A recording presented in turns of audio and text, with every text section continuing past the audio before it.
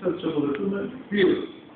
Η προθεσμία κατά της προτάσεων είναι η 5η Οκτωβρίου του 2013.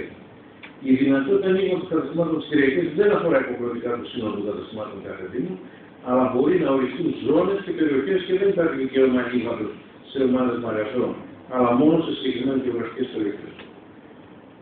Και τελειώνοντας, ας πούμε, το άνοιγμα των καταστημάτων που ξέρετε όλοι είναι προαιρετικό.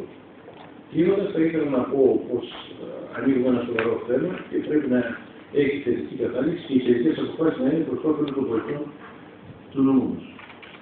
Εγώ δεν ήθελα την να σας πω, έκανα αυτή τη γενικότερη εισήγηση, να σας προβληματίσω για όσους έχουν διαβάσει τον νόμο και όποιος θέλει, ανοίγουμε ένα κατάλογο, να τοποθετηθείτε, να πείτε τις απόψεις ελεύθερα, ανοιχτά, δημοκρατικά. Ο της Ομοσπονδίας, ο Θανάσης, ο Αγγλίκη. Παρακαλώ.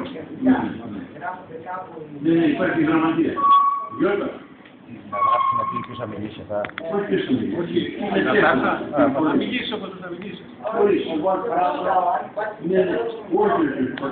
Όχι.